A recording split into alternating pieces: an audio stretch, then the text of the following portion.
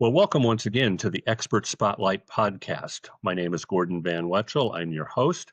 And in this podcast, we explore the power of strategic marketing, branding, and business growth. If you're looking to elevate your business, to stand out in your industry, and to create a lasting impact, you're in the right place. And if you're a small business owner or manager, I think you're going to find my guest today to be particularly interesting. Shavon Smith is the principal attorney for the SJS law firm, and she works to provide legal advice and help to small business owners across the country. So, Shavon, welcome. Thanks so much for spending some time with us today. Gordon, thank you so much for having me. I'm excited to speak with your audience. Yeah, well, we have a lot to cover, so I'm going to jump right into it if that's Okay. okay. Okay. Well, let me ask you to start with a brief overview of your professional journey and how you happened to start your firm. Yeah, so after law school, I worked in a firm like many lawyers do. There was a period of time where I decided that it would be, I really wanted to be an entrepreneur myself. And so I didn't know exactly what I wanted to do, but I knew I had lots of friends who owned businesses, and there seemed to always be this gap. Like people knew how to find criminal law attorneys or family law attorneys, but finding someone to work with small businesses in particular, um, at the time, I've been doing this for 10 plus years. There was a gap, so to speak. And so that's really how I started on this journey, just really being inspired and interested in entrepreneurship and kind of thinking that entrepreneurs were just like amazing people that start these businesses, and wanted to be able to support that community. Thought your background, as you describe it on your website, was particularly interesting. We speak occasionally with other attorneys here on the podcast, but you have a really strong background in the firms you worked with. And as I recall, you were clerking, and it would be unusual for someone with that strong a background to focus on small business. So I think this is going to be a real blessing for our audience today. So tell us about the typical client that you work with. Is there a particular business niche that you specialize in, or just small business owners in general? Not a particular niche, I find just being drawn to so many different things. I just have a lot of interest and I learn so much from my clients. I am in the DC area, so there are lots of government contractors. We work with consultants, we work with construction companies, design, architecture, a lot of medical professionals as well. So it really varies. We have franchises in our portfolio of well of clients.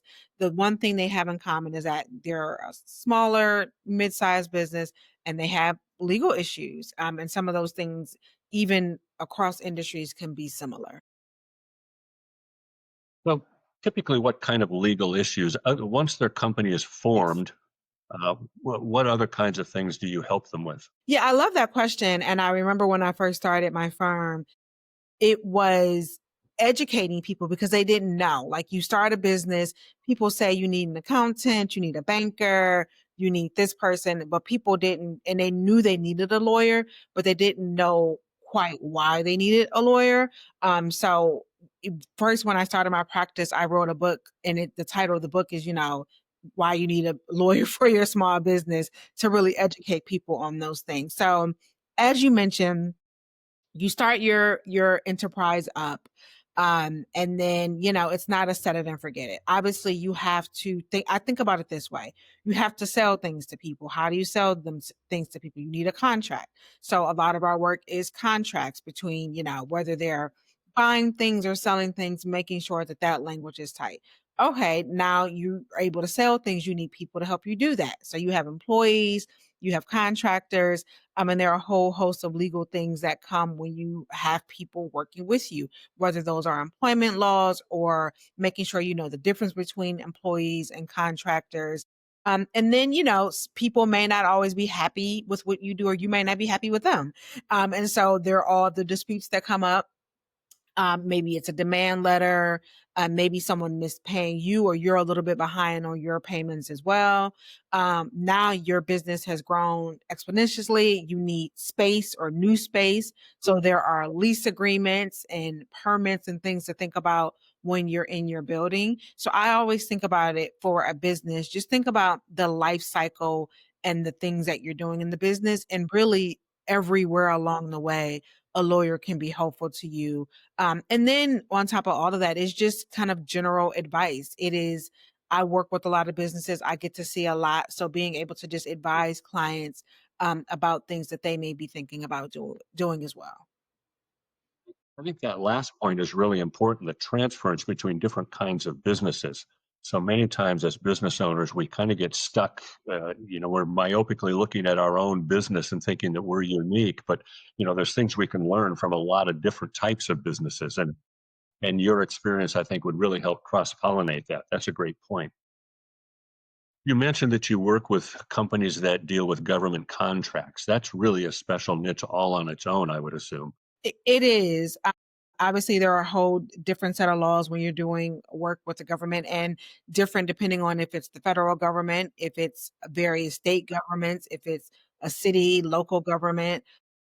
So definitely, the government is one of the largest purchasers of goods and services. So for small businesses, it had been, and I hope that that continues to be the case, a place where small businesses can really go and grow their businesses.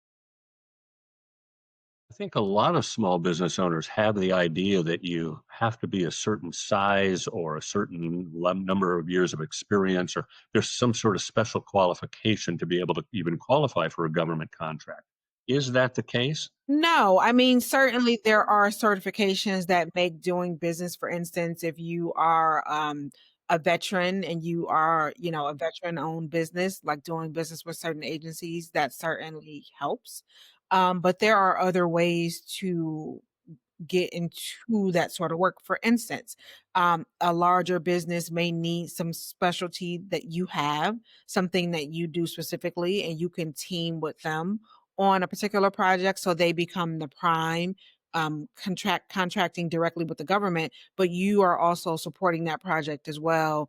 I mean, you can do that work until perhaps you're in a position to step into a prime role. So there are a lot of ways to do it. And the government is always having seminars and workshops to instruct people on how to do business with them. And because, there is always a little bit of politics that goes behind doing business with the federal government, it's just, staying on top of where the money is being spent, how it's being spent, and knowing kind of where the opportunities are. And that's something that you can help a company plug into. Correct. Yeah, interesting. I want to go back to what you said a couple of minutes ago, Siobhan, because it kind of opened my eyes a little bit thinking back to my own experience starting some businesses. You're right. There's so many different activities in those first couple of years where legal consulting would be of value. So, do you just work on an hourly basis as needed, or are some of your clients on a regular retainer and you're just available to them? How do you typically run your I practice? mean, the good thing about us also being a small business is that I get to be flexible in how we price. So it runs the gamut. So there are some smaller clients who feel comfortable, more comfortable on a flat fee per project basis. So they may have a thing or two that they need done, and that may be a few times a year. They reach out, we build them on a flat fee basis for that particular project. And so we may not have consistent interaction, but they know I'm their lawyer. We're there if we need them. And then there are some clients who like to do a monthly retainer because they know we definitely are going to use you every month. And we want to create some maybe economics around that and just having access to you. So they'll do a monthly retainer. And then I have clients or certain type of matters that we'll do on an hourly basis. And then, hybrid in between all of those things as well. So I really try to work with my clients and figure out what works best for their business, and, shift that as necessary. I think back to one of my companies. It seemed like for a couple of years I had my attorney on speed dial, Yeah. I mean, there are just and periods like that. Like there are gonna be periods yeah. where I have calls like it's just something big is happening. They're closing on the building. There's some EEOCX, something, and then it goes quiet for a little bit. So that's very common. So one of the buzzwords in industry these days is artificial Mhm. intelligence. Do you find that you're using AI much in your practice, or that your clients are learning how to use it and starting to incorporate that into their businesses? I think it comes lots of ways. Yes, in terms of using it in our business, kind of experimenting with AI to do an initial review of contracts, or help us create other tools or helping in marketing. I actually, ironically, just got off a call with the vendor that had an AI call service so that as opposed to having a receptionist, you have an AI kind of do an initial client intake. So I think I'm definitely seeing clients think about ways to incorporate it for efficiency but also incorporate it in things that they are offering. So, if you are some sort of consultant, is what you're offering to your customers more efficient because of AI, or are you offering some sort of kind of thought leadership or consulting around it? So, in addition to people incorporating it to make them more efficient, you also have to be thinking about how can I put add this as part of what I'm offering to the public as well. I think it was Thomas Keller that coined the phrase that the world is flat because of the internet. Are you working with e-commerce companies as well as more traditional brick and mortar? Absolutely, definitely traditional brick and mortar, but we're a virtual law firm. So, our team is remote. I have team members who are overseas. So, definitely, um, that's the business we have. And we certainly work with lots of businesses who operate in the same. Yeah, we've evolved the same way. I've got people that are in a couple of different countries as well as here in the US. It isn't just cost efficiency. Oftentimes, my offshore people have even higher quality education in the specific niches that we use them for. Absolutely. So, yeah. What's one piece of advice that you would give a business owner who is just getting started, who's got their vision, they've got enough capital to start their business? What if they came to you, what would be the first couple of things you would tell them to get started with? I would say to make sure that they have agreements that make sense now. So let's spend some time making sure those things are comfortable. I would advise them that nothing is set it and forget it. So even if you and your partner had a partnership agreement, that may not make sense 3 years from now. Even though you have a customer agreement, you want to revisit that, time and time again. So making a budget and plan for legal, I would say, is something that I would tell them certainly early on. But I will also say, which is not legal advice, is building community, I think is really important because it's how you get great referrals. Most of our great clients are people who were in community in some aspect with some other business and they referred us. And so, you're starting out, you don't know what you don't know, but there's somebody who knows. And so when you are in community with people, you are plugged into platforms like this, you are able to kind of shorten the learning curve, so to speak, and not feel so alone in the journey also. Again, you probably have access to other professionals, a CPA and other types of professionals that can help your clients as well. And just as they can refer business back to you when their clients need it. Absolutely. And I think that that's the thing that I would say maybe even pride our myself and our practice on the most. Like I don't profess to have all of the answers, but if you come to me and you need something, I think that I may have someone that I know who can help or some Yeah. connection that I can make that can help so that we really are giving holistic information advice to our clients. Yeah. I think that's really important. I want to switch gears now, Siobhan. We've helped our audience understand a little bit about your practice. But again, people want to do business with someone they know, like, and trust. So I want to ask some questions now that will help people come to know you a little bit better. And we call this our lightning round. Okay. So I'm going to ask a question, and I just want you to respond with the first answer that comes to Okay. mind.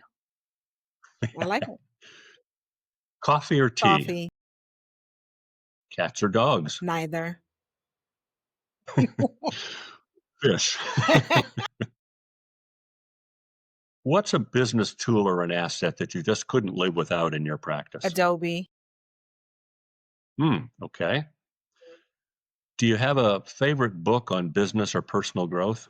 All of the books by Jim Collins from Good to Great, from all of those Yeah. books, yes.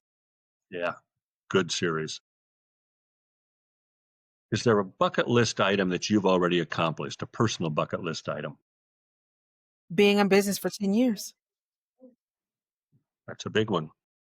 And if there was one piece of business advice you could give to your younger self, what would it be?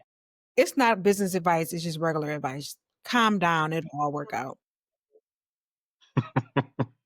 Yeah, today's emergency is tomorrow's forgotten. Yeah. Finally, Siobhan, if our listeners want to connect with you, what's the most efficient way to do that? Absolutely. I am on LinkedIn. I post there pretty frequently. My name is Shavon J. Smith on LinkedIn. Our email, you can email me at Shavon at the sjslawfirm.com. The website is the sjslawfirm.com. Any of those ways, you'll get to us pretty quick. Cool. I'll make sure those things are in the show notes. Um, and again, thank you so much for spending some time with us this afternoon. I think this has been a real benefit for our audience, and I appreciate very much you doing so, Siobhan. Thank you. No, thank you. It was such a pleasure to speak with you and speak with your audience. Thank you. Well, that's it for this episode of the Expert Spotlight podcast, where each week we talk with business leaders who are making a difference. Until next time, this is Gordon Van Wetchel wishing you success.